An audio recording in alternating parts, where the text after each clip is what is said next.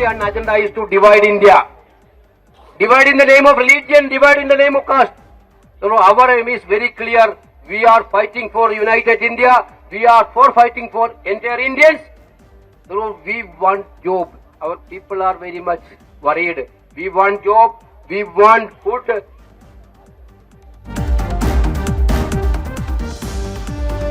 இது குறித்த கூடுதல் விவரங்களை வழங்குவதற்காக இணைகிறார் செய்தியாளர் சக்தி சரவணன். வணக்கம் சக்தி சரவணன், விவரங்களை பதிவு பண்ணலாம்.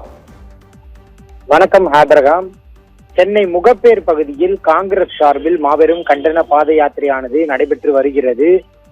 காங்கிரசின் மாநில தலைவர் செல்வ பெருந்தகை தலைமையில் பொதுச் செயலாளர், அகில இந்திய காங்கிரஸ் கமிட்டியின் பொதுச் செயலாளர் KC வேணுகோபால் அவர்கள் பங்கேற்பின்படி இந்த மாபெரும் கண்டன பேரணி மற்றும் பாத யாத்திரையானது நடைபெற்று வருகிறது.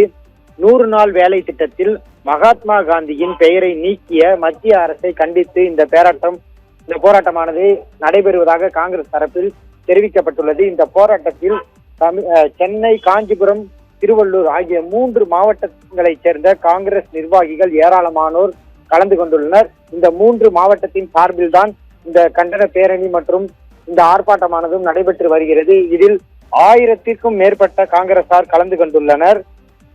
அது மட்டுமின்றி மத்திய அரசை கண்டித்து தொடர்ந்து முழக்கங்களானது எழுப்பப்பட்டு வருகின்றன.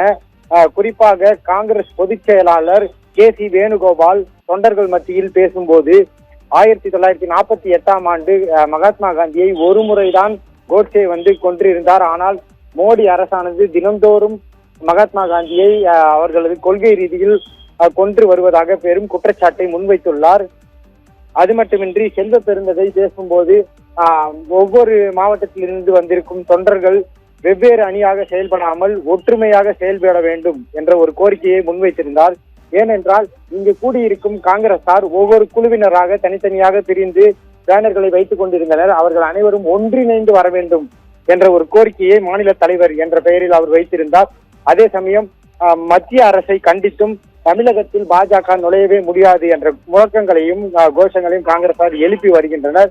இந்த போராட்டத்தின் காரணமாக முகப்பேர் பகுதி முழுவதும் போக்குவரத்தானது மாற்றிவிடப்பட்டிருக்கிறது. அது மட்டுமின்றி ஏராளமான போலீசார் பாதுகாப்பு பணியில் ஈடுபடுத்தப்பட்டுள்ளனர்.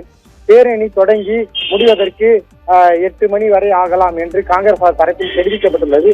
தற்போது செல்வ பெருந்தகை மற்றும் KC வேணுகோபால் ஆகியோர் தங்களது உரையை தொண்டர்கள் மத்தியில் ஆற்றி வருகின்றனர். அது மட்டுமின்றி பேரணியானது தொடங்கி தற்போது புறப்பட்டு KH அந்த 7H பேருந்து நிலையத்திலிருந்து முகப்பேர் பேருந்து நிலையம் வரைக்கும் நடைபெற உள்ளது.